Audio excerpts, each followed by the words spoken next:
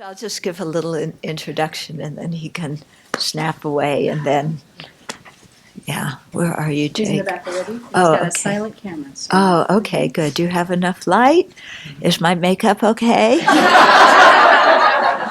Yeah, my hairdo? Yeah, I really should have shaved it again, you know. It's too long. Doesn't look so good now. Say something wise. I am.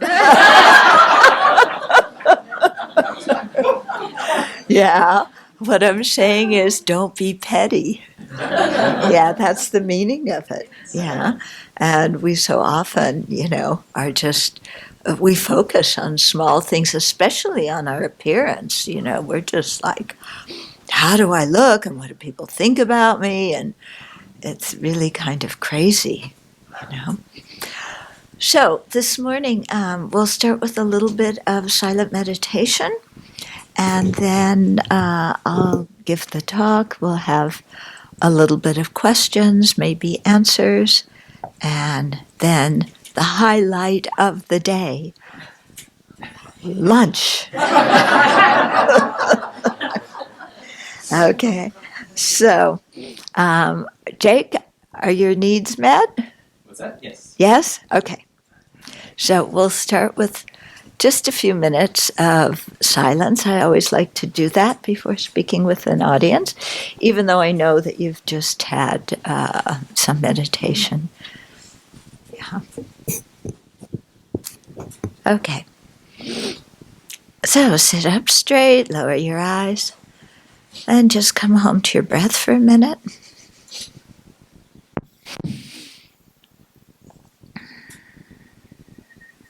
Don't force your breath. Just let it be. But be aware of it and be aware of how it's changing in each moment.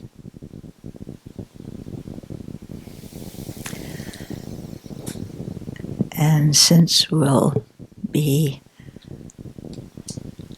reading a chapter from An Open-Hearted Life, let's have our motivation for sharing the Dharma today together to be an open-hearted one.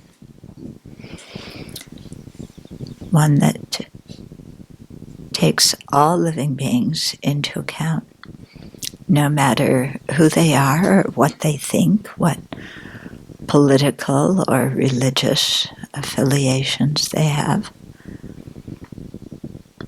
But a mind that respects ourselves and respects all living beings and wants the best for all of us. And so with that compassionate mind, let's listen and share together so that we can, through changing ourselves, make a positive contribution to society.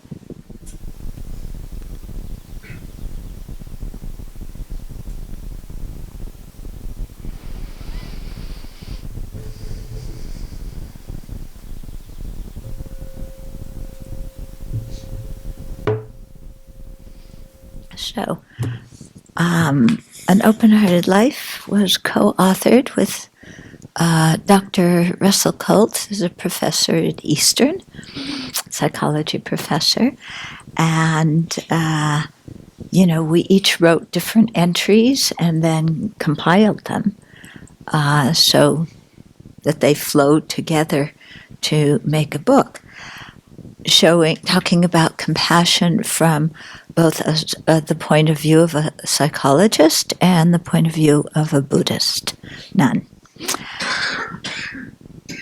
So it's interesting that, you know, when, like today, the chapter that we're on is a chapter that Russell wrote.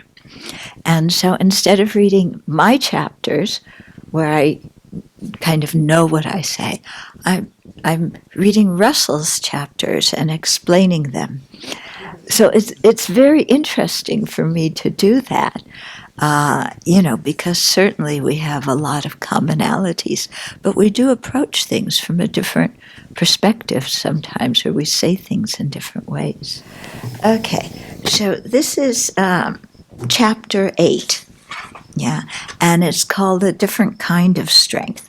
So in the previous chapters, we've talked a little bit about what compassion is, how it functions, what it isn't, and here, Russell's especially bringing out that we often think that compassion is just passivity, it's weakness, it's being a wimp and letting people get away with things.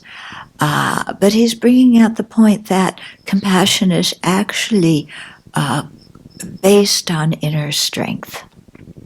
And it's not a weakness. It enables the mind to be quite clear and quite strong. Okay, so I'll start reading and then stop from time to time to make some comments. So while cultivating compassion may be challenging and uncomfortable at times, it's worth it. Compassion enables us to live our values, help other people, address problems in our communities, and to make a better world. Okay, so for anybody doubting the value of compassion, that's a good argument for the value of compassion. Approaching challenges with compassion enables us to transform our minds, have a positive effect on the situations and people with whom we come into contact, and to support others and ourselves when we're faced with things we can't change.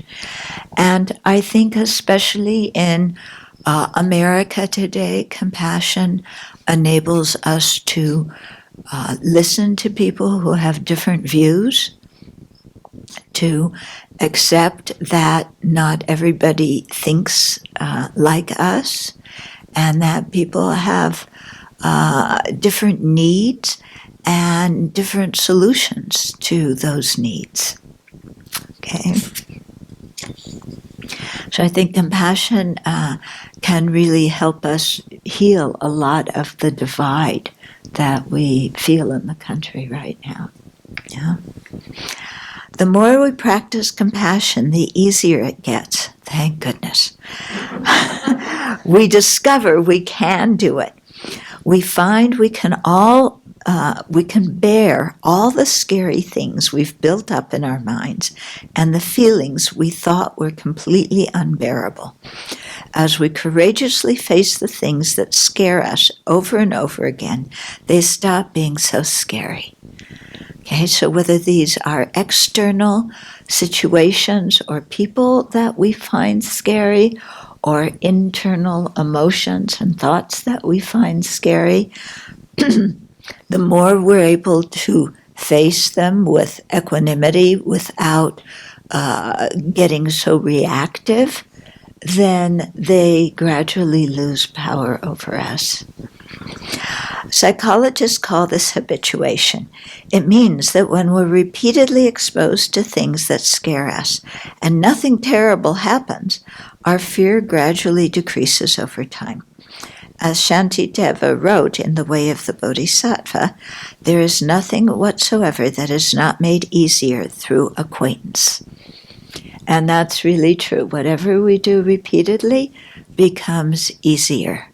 Yeah, so something may be intimidating at first, but if we nudge ourselves in that direction because we know it's a good direction for us to go in, then sooner or later that perspective will feel much more natural to us.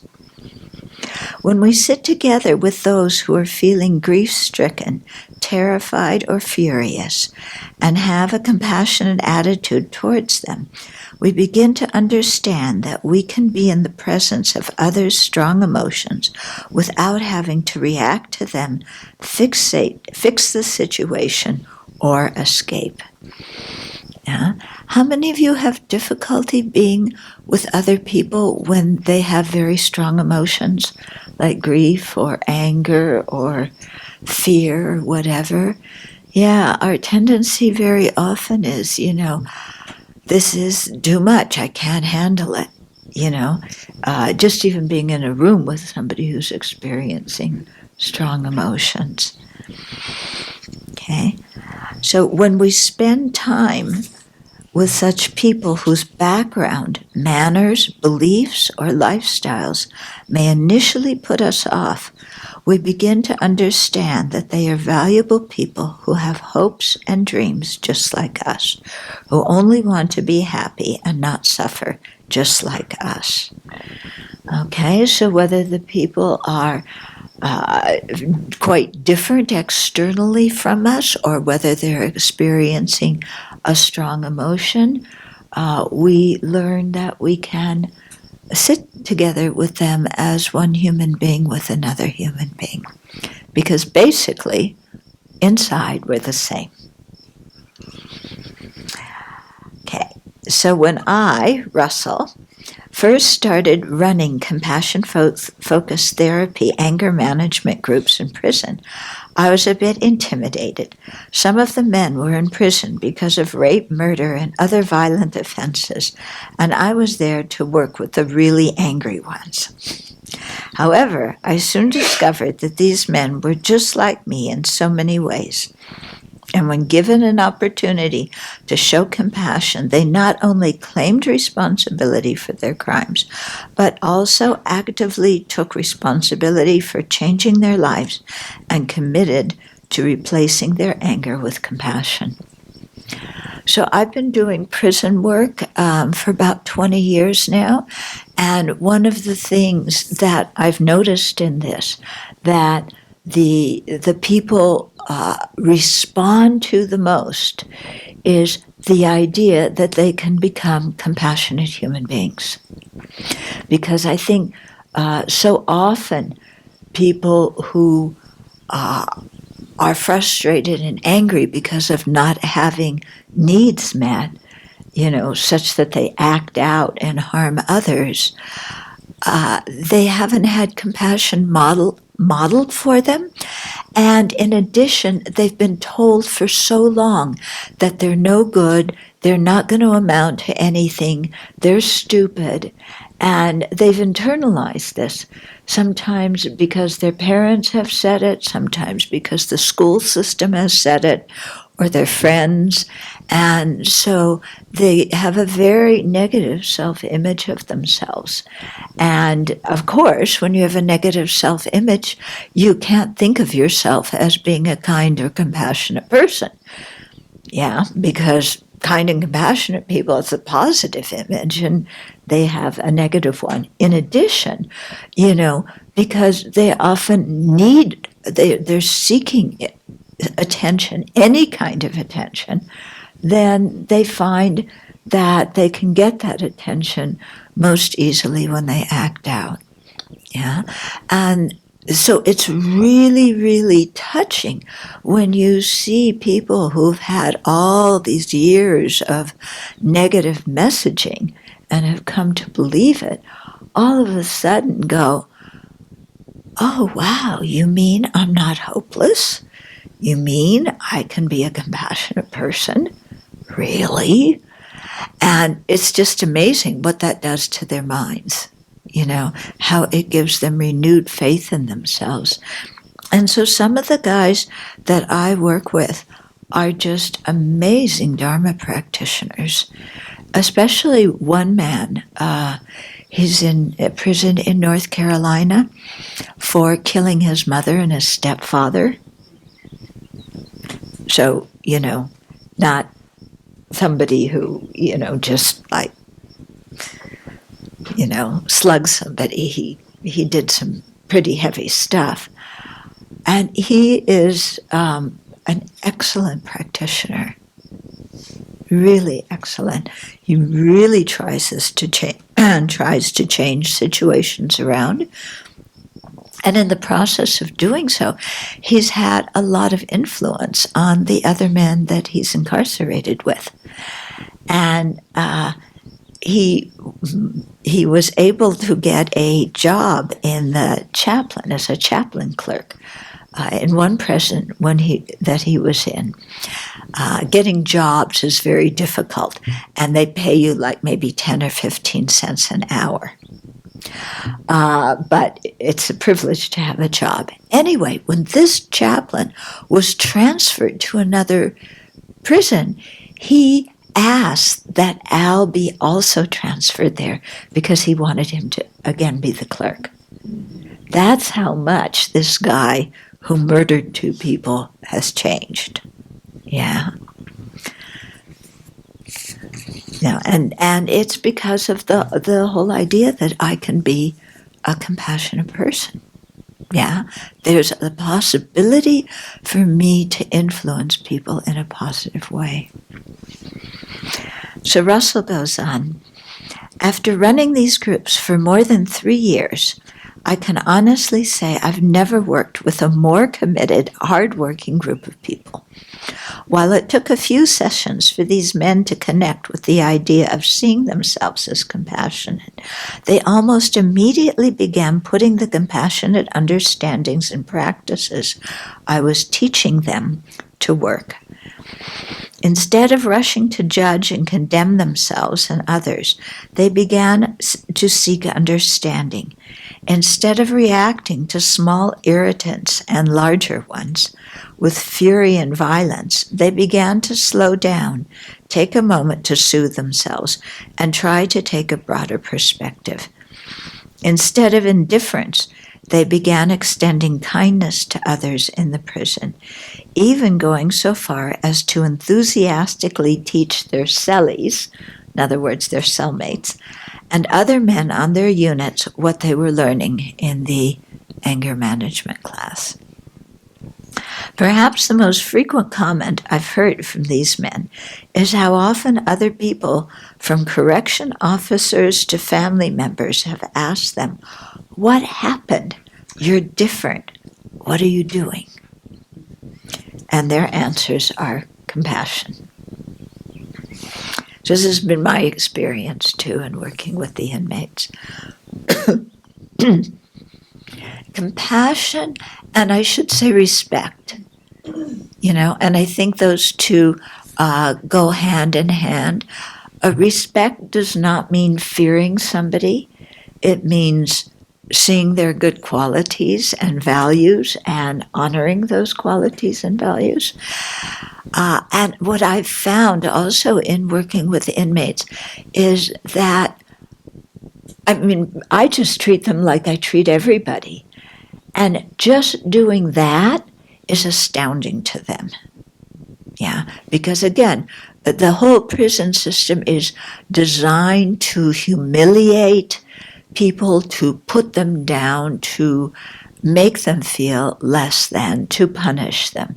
So the prison system is not focused on rehabilitation at all. And so if you just talk to people like you talk to everybody else, they're like flabbergasted. It's really quite amazing. And they learn to respect themselves, and then they learn also to respect other people. And of course, if they show respect to the prison guards, then their life in prison becomes much easier. Okay? And that helps the prison guards too. Yeah. I don't think many people, when they're little, say, I want to grow up to be a prison guard. It's not really a job of choice. It's a job of necessity. It's not an easy job. And so if a prisoner learns compassion and respect and treats even the prison officials like that, it makes their life easier as well. And my guess is stops a lot of domestic violence. When we compassionately allow ourselves to experience the full range of our emotions, including those that may seem overwhelming or off-putting, we begin to understand we can experience them without being overwhelmed. So here, Russell's moving into not just treating others with compassion, but learning to be compassionate with ourselves, especially when our own emotions are scary. Yeah. For many people, they find their own anger frightening. Yeah. Not only is it unpleasant, but they're scared of what they may say or do under the influence of anger. And rightly so, because sometimes, what we do when we're angry is we would never do when we're in a normal state of mind. Okay? So becoming intimately familiar with our own fear, anger, grief, craving, and or disgust, we learn it is possible to move into and out of these feelings without becoming forever trapped in them. Okay, so when we have a compassionate attitude towards ourselves, we can see, okay, anger is rising, or bitterness is arising, and we can just say, oh, okay, here it is again. It's just an emotion. It's not the reality of who I am. I don't need to be afraid of it. Yeah, it's something transient. It comes and it goes. And I'm not a bad person for having it. Because I think one thing that adds fuel to the fire is often we'll have a negative emotion arise and then we judge ourselves. Yeah? Or we make a mistake and then we judge ourselves. And so this just compounds things. Yeah. Oh, here I am. I'm getting angry again. Oh, I'm a failed Buddhist. Or whatever it is. We think of 1,001 ways to judge ourselves. Here I am, I'm competitive again, and trying to humiliate other people so I can be on top. And I'm so arrogant, what a selfish person I am. Well, criticizing ourselves like that when we have a disturbing emotion arises doesn't help to subdue the disturbing emotion. Yeah, it just adds, we have the disturbing emotion and then we disturb ourselves more by criticizing ourselves. Yeah. And I remember one time working with one young man who's very critical, self-critical, and saying, you don't need to be that way. And he said, oh, yes, I do, because if I'm not critical, I won't keep my emotions in check. I won't guard my behavior. It's only by, being hard on myself that I'm able to, keep these things at bay. And I said, I don't agree. Yeah, being hard on yourself, it doesn't help you process those emotions or understand them and see where they're coming from and what you can do with them. Yeah, in other words, judgment does not help us very much. Okay, discernment helps. Judgment doesn't help. Okay, so discernment that arrogance, causes problems and it makes me unhappy, that kind of discernment is good.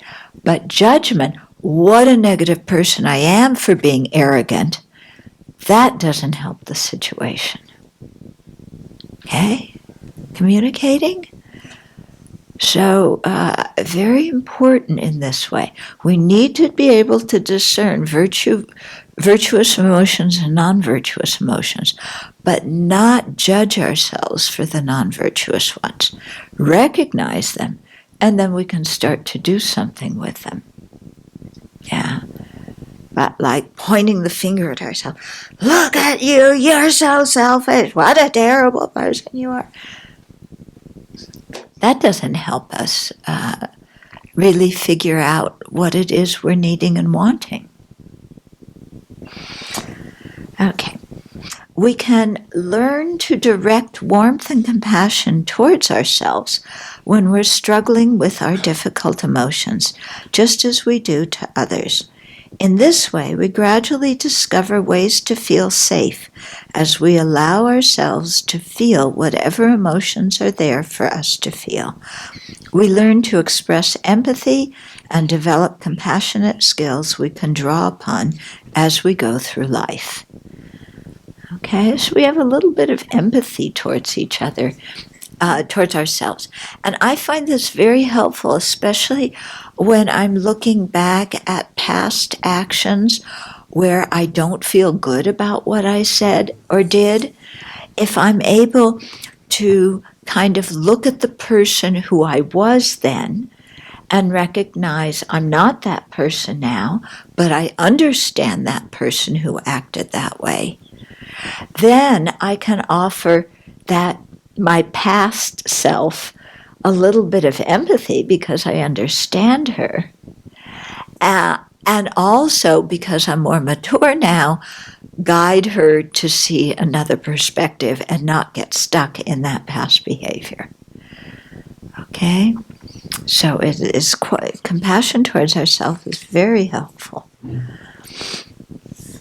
When all of this comes together, habituation, understanding, and new skills, we have a new kind of strength. We begin to experience a confidence and fearlessness that is truly powerful. It's the strength to face life head on exactly as it comes. Our fear is replaced with a confidence that whatever happens, I can find a way to work with it. Yeah, wouldn't that be nice? Yeah, to imagine, who knows what happening in the future, and just saying, I can find a way to work with this. I don't have to let any external situation, no matter what it is, completely turn my life upside down. Yeah, I have skills, I can use them, and deal with what life hands me. Because for sure, life is going to hand us a lot of uncomfortable situations. We're beings in samsara. There's no way to avoid them until we attain nirvana. When we have nirvana, then safety, security. Right now, we're all going to face aging, sickness, and death. We're all going to face not getting what we want. Yeah. We're all going to face disillusionment and disappointment. And we're going to face problems, but we can develop a confidence that these things, don't have to overwhelm us, that we can work with our mind, deal with our emotions, and find some sort of useful way to deal with the situation, even though the situation may not be exactly what we want. Okay? So that gives us a lot of peace in our lives, whereby we don't have to fight with the reality of what's happening to us at this moment. By recognizing what connects us, the concept of enemies becomes ridiculous.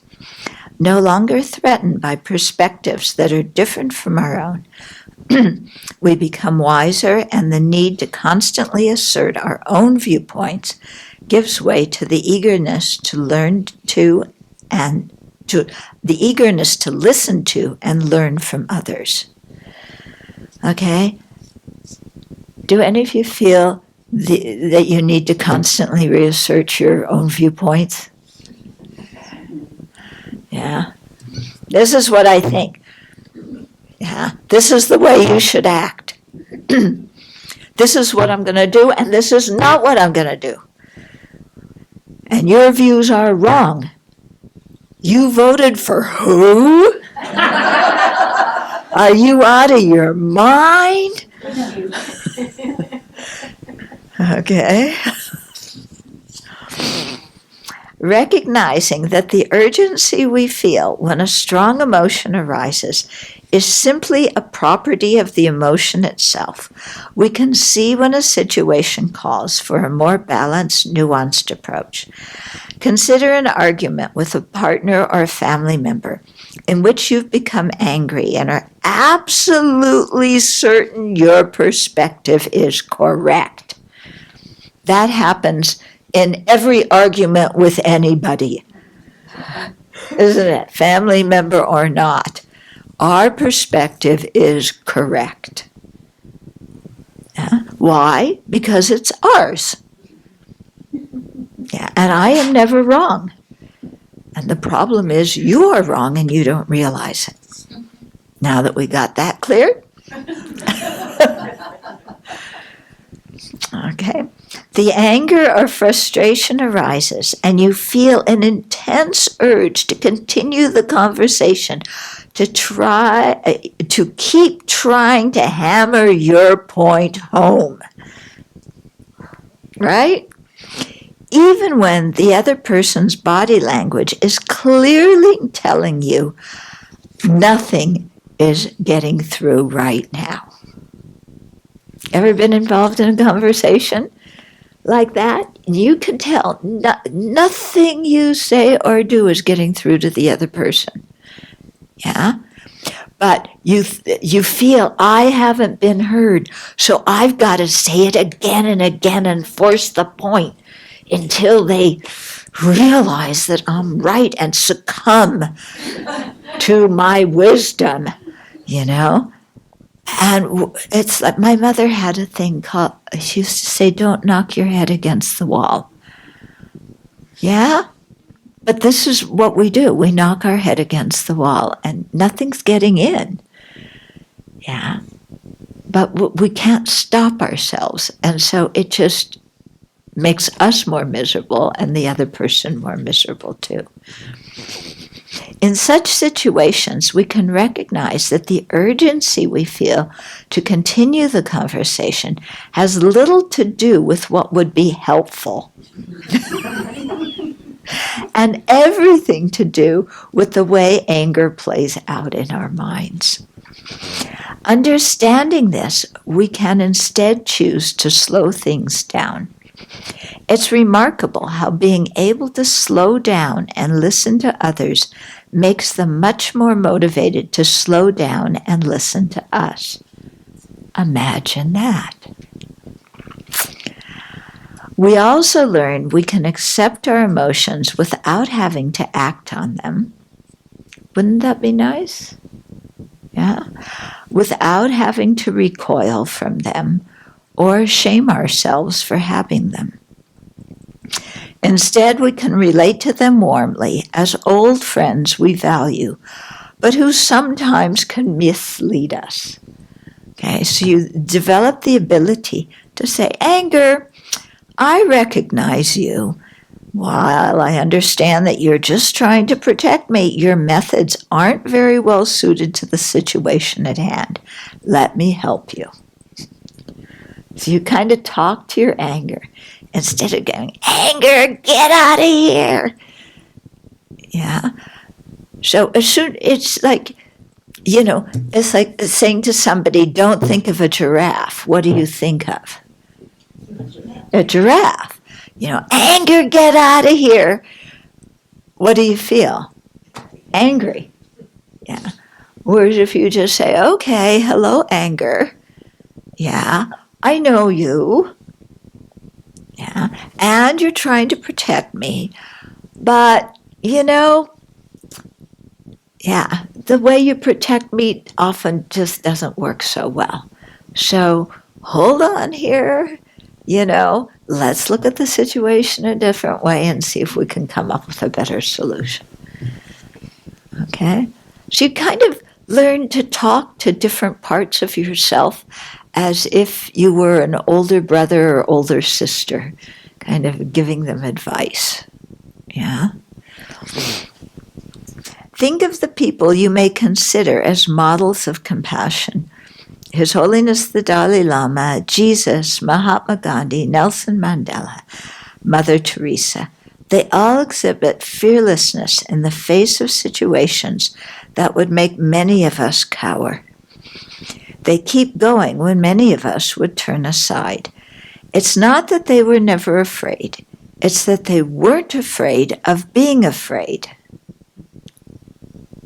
Okay? They weren't afraid of being afraid. They accepted their fear and kept going anyway. That's the courage of compassion. Yeah. So sometimes we're in new territory. We feel a little bit unsafe, and our habitual tendency is to withdraw into behavior patterns that we've used in the past. Yeah, whenever I felt unsafe, this is how I deal with it. Yeah. So for some people, that is lashing out and yelling and screaming and creating a fuss. For other people, it's becoming invisible. Yeah. I'm angry. I shouldn't be angry. I'll do something stupid. So I just back away and shut down, and that's the way I protect myself when I don't feel safe. Yeah. But do either of those ways of protecting ourselves work? Yeah. We're not actually dealing with the situation and our feeling of lack of safety.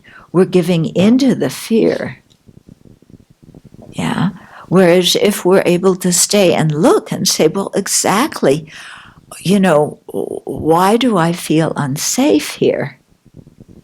Then we may be able to learn something very interesting, even profound, about ourselves. Yeah? And then instead of that controlling us, we can make friends with us, and we can learn how to feel safe in situations where previously we didn't feel safe. Mm-hmm.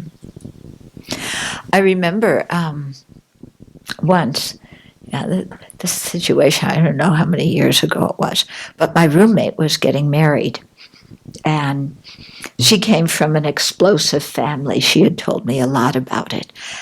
She had asked me to be the bridesmaid at her wedding.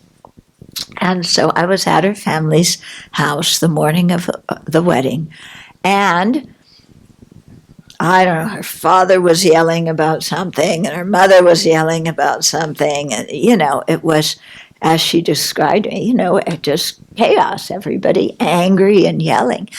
And having had my own experiences with angry people that weren't so pleasant, I kind of froze, and I felt quite unsafe around all this anger. Yeah. And I think, nowadays that I would feel very different being in that same situation. Nowadays I'd be able to say, oh, there's angry people, they're suffering, and probably do the taking and giving meditation. Yeah. Instead of just getting tight and frightened and panicked. Yeah. I was on a flight from Hamburg to Moscow, and when was it? Oh, last month. And and this one Russian woman had a dog with her, and the dog was this playful, sweet little thing. She stuffed him into, a dog carrier. And the woman herself, she was very troubled. I don't know by what. We didn't speak the same language. And she was trying to sleep and moving here and moving there and agitated and angry, and took up the dog out of the carrier, and the dog yelped, and she stuffed him under a blanket, and he yelped even more and got angry at her, and she got angry at the dog. And it was awful, And if we had spoken the same language, I would have moved over and tried to help. But I couldn't. And so I just immediately went to the taking and giving meditation, where we imagine taking on others' suffering and giving them happiness, because her anger was just vibrating throughout the plane. Yeah. So I saw that and I thought, okay, this is a difference than how I had reacted when at my friend's family's house. Yeah. To now, the fear wasn't there. Also, I've had some interesting experiences with officials. Yes. And I've learned just, you smile, you treat them nicely, and instead of again going, what are they going to do with me? Okay. I was in Beijing, this was many years ago, in one of the main temples in Beijing. And I was there with a group of Singaporeans. And, I'm a student of the Dalai Lama, and I had some pictures of him. So there were some people nearby, and who came up to me, and they could see that I was a nun, and I would give them pictures of His Holiness or of, blessing cords or things. And then at one point, one man came up to me, and he said, "Come here, you can't do that." And he was underclothes. What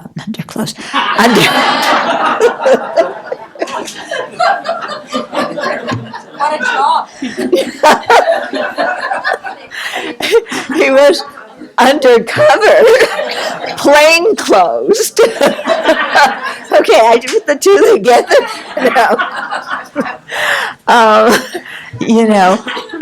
Police. And they hauled me off into another room, and I had to ask one of the people traveling with me to come and translate, because they were like going on and on and on in Chinese, and I didn't understand anything, and they wanted my passport, and this was I think the second day of the tour. And and they made me sign a paper written in Chinese that I would never, ever, ever do this again. But I just, to me, it was like a comedy show. That's how I didn't get frightened. It was just like, it's kind of like like what's that show we used to watch as kids where they played pranks on people? Yeah, you candid camera. Yeah. So it was like a candid camera show. Yeah, those of you from my generation. But, and it's just like, okay, I'll sign this paper if you want. I'll do what you want. And then as the tour went on, it was so hilarious. The tour guide, at one point she said, "I think you're an agent from the Dalai Lama's office, carrying secret messages here to the Tibetans, telling them to rebel." And I'm going like, oh, I've been accused of a lot of things, but this one, never. Sorry, they don't trust me enough to carry secret messages to the Tibetans. I'm an NG, don't you know that? Oh, anyway, it was a great trip. Okay, so then there's a reflection that Russell wrote. Each chapter in the book has a reflection at the end, which is really nice because it helps you go back over the book, what you just learned, and think about it and do like a little meditative exercise. Okay, so the reflection is called, "We all want to be happy and free from suffering." At the heart of compassion is the realization we all want to be happy and free from suffering. We are all united by this simple truth. Consider your deepest desires. Aren't all of the activities you do each day centered on the wish to be happy and not to suffer? This is true for everyone else, too. That person in front of you in the queue talking loudly on her mobile phone wants to be happy and not suffer. The politician on the television viciously attacking his opponent wants to be happy and not suffer. The man begging for change on the side of the road wants to be happy and not suffer. When we can look beneath the external appearance of everyone's actions, we'll see a heartfelt wish to be happy and not suffer. This is really what unites us all. Yeah. As you go through your day and encounter different people, remind yourself that, like you, one of their deepest, innermost wishes is to be happy and not suffering. When you're at a red light, on the train, walking down the street, or waiting in a queue, look at the people around you and reflect, this person, like me, wants to be happy and avoid suffering. Let this knowledge enter your heart. So this is very good to do in traffic jams. Yeah? Excellent time to do in traffic jams, you know. All these people want to be happy and not suffer. Yeah? So no use blowing my horn, no use getting angry. You know, let's use this time to create compassion for others. Then take it a step further and extend a kind wish to them. May you be happy and free from suffering. Similarly, we can extend this kind wish to ourselves.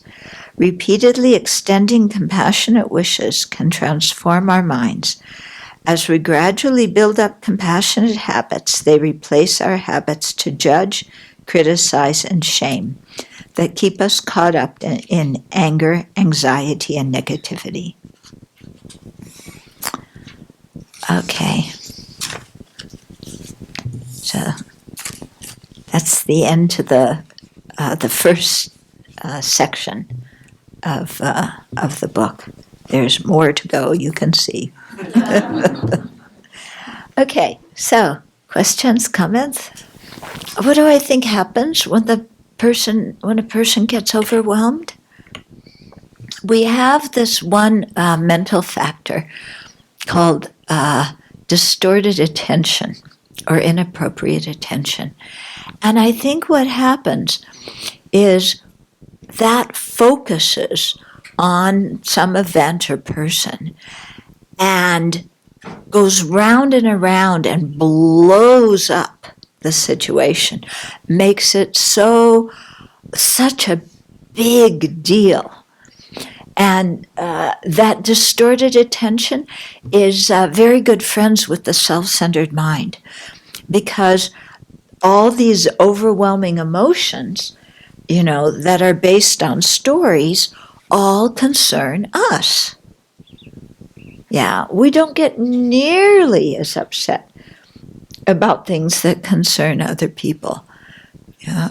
And so we just spin around ourselves, exaggerate the situation, make it like bigger than Mount Everest, and then say, I'm overwhelmed. Yeah. Whereas if you don't go through the exaggeration process and you're able to put the situation in perspective, you know, there's 7 billion human beings on this planet. You know, how many are so upset about this situation that happened to me? You know, nobody else but me. Yeah. So maybe it's really not so serious. It's not such a big thing to make a big deal out of. Yeah, we can kind of talk ourselves down a little bit. But when we aren't used to monitoring our mind and being aware of what we're thinking or what we're feeling, then this very afflictive, self-centered process just takes over and controls us. Yeah. And that's the sad thing, because we don't really need to be overwhelmed. Yeah? Yeah, it's our own afflictive mind that makes it so. When I discovered Sravasti Abbey on the internet and saw that they had a course, the SAFE course for learning about Buddhism, I was very excited to sign up. I was like, oh, goody, goody, I can learn.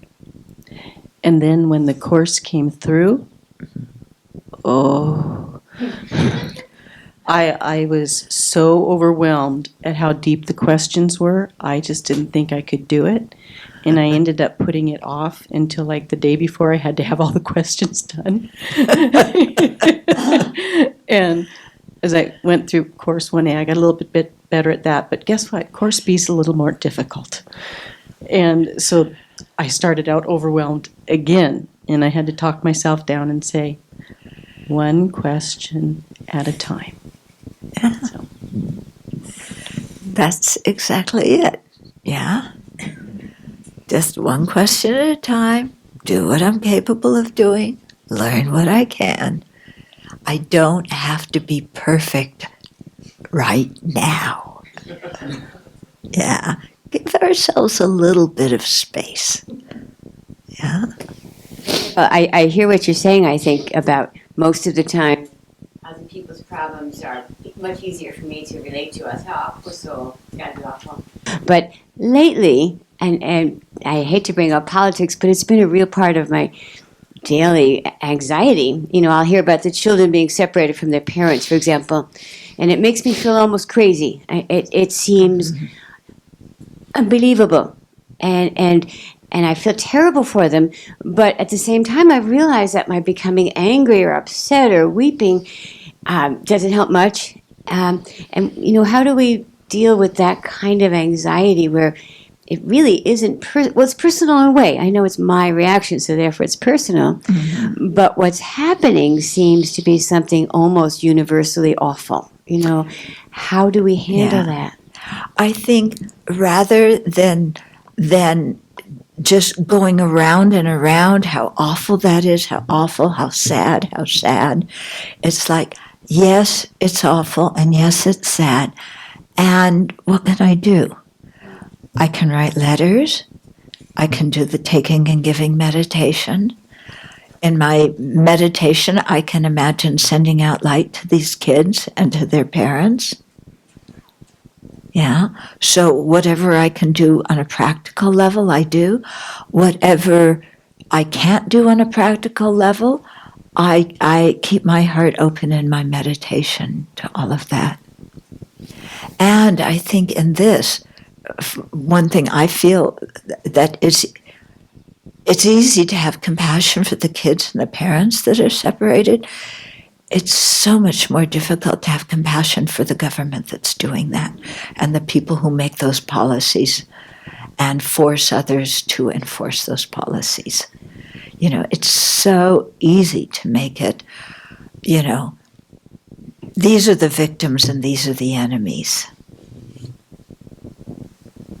And so to try and have some compassion for the amount of suffering and the amount of ignorance in the minds of those who have no empathy for other living beings. Because those people need a lot of help, don't they?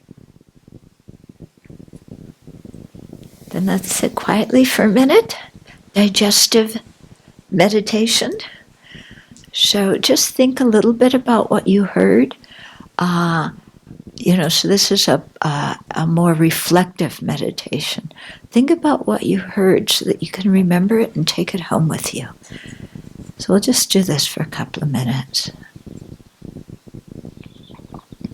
And then let's rejoice at the good energy, the merit, the virtue that we created together as a group and as individuals, and feel happy about it. And then you can even imagine it as a light at the center of your chest that you send out, sharing our good energy, our thoughtfulness, how we're challenging ourselves to expand our hearts. Sending all of that out to other beings in the universe as radiant light that brings peace to their own minds and lives.